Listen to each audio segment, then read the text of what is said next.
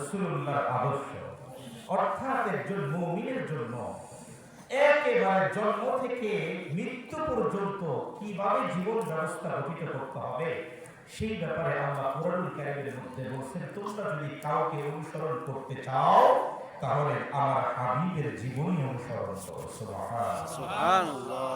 ওয়াজ একটা ক্লাস, কিছু কথা আমি করব, কিছু কথা আপনারা কইবেন। আমি যদি কই সুবহানাল্লাহ বলতে আপনারা সুবহানাল্লাহ বলবেন জোরে। লস না লাভ?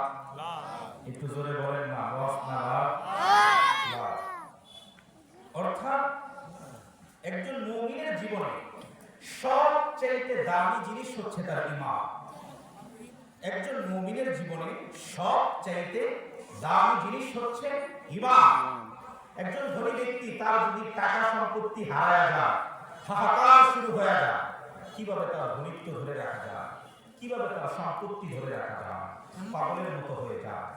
ঠিক যেমনিভাবে একজন ধনী ব্যক্তি পাগলের মতো হয়ে যাচ্ছে তার সম্পত্তি ধরার জন্য, একজন প্রকৃত ঈমানদার মুমিন যিনি, তার চিন্তা থাকা লাগবে যে আমার ঈমানটাকে কিভাবে বাঁচানো যায়, আমার ঈমানটাকে কিভাবে ধরা যায়, আমার ঈমানকে হারাইতে দেওয়া যাবে না।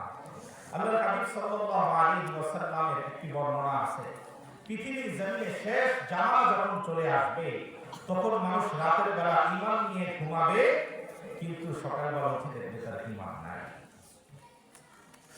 এটা কেন হবে? আল্লাহর হাবিব সাল্লাল্লাহু আলাইহি ওয়াসাল্লামের শিক্ষা তো ছিল এটা, যে আমার মৃত্যু যেভাবেই হোক না কেন, জন্ম থেকে মৃত্যু পর্যন্ত, দোলনা থেকে কবর পর্যন্ত যেন আমার জিন্দেগি গঠিত হয় রাসূলুল্লাহর সুন্নাত দ্বারা।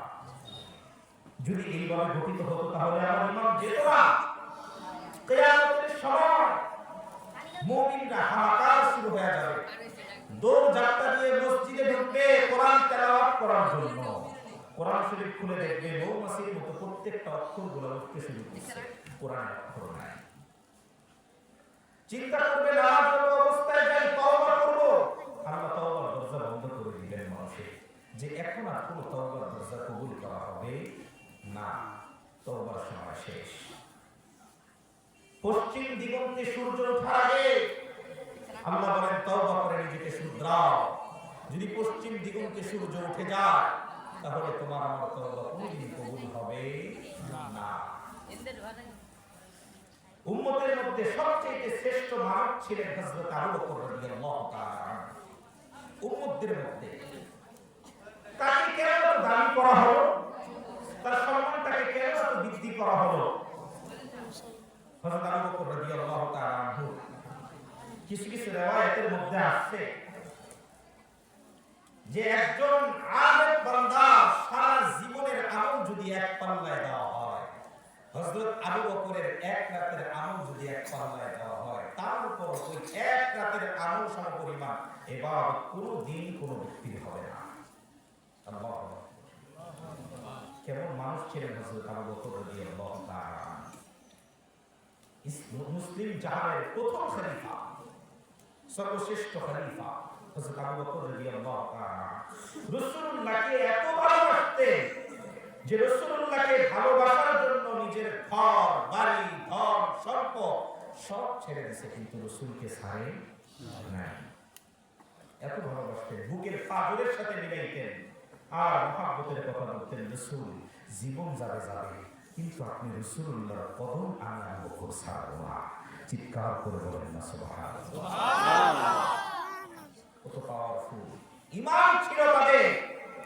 ইনসাফ ওয়ালা জিন্দেগি, ইহসান ওয়ালা সমাজ গঠিত করেছেন রাসূলুল্লাহর জীবনের দিকে তাকায়।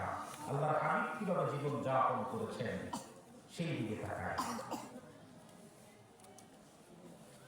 হযরত বেলাল রাদিয়াল্লাহু তাআলা পৃথিবীর জামানায় সবচেয়ে কালো ছিল, সবচেয়ে কালো, কিন্তু তার সম্মান আল্লাহর কাছে অনেক বেশি। মেরাজের রাতে আল্লাহর হাবিব সাল্লাল্লাহু আলাইহি ওয়াসাল্লাম মেরাজ ভ্রমণ শেষ করে যখন দুনিয়ার জমিনে আসলেন, বেলালকে জিজ্ঞাসা করলেন, বেলাল কি এমন আলো আছে তোমার মধ্যে যে গোটা জান্নাতের মধ্যে তোমার প্রাসাদটা এত দামি, তোমার প্রাসাদের চাইতে অন্য কারো প্রাসাদ এত দামি না, কি এমন আমলটা তোমার মধ্যে আছে বেলাল? বেলাল চোখের পানি ছেড়ে দিয়ে কাঁদে, হায় হায়। একটা ডাক দিয়া বলে, পয়গম্বর,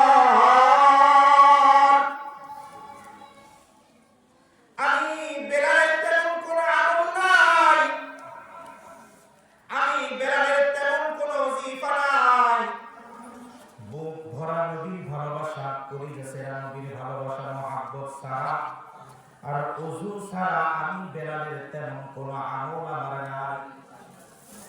নবী ডাক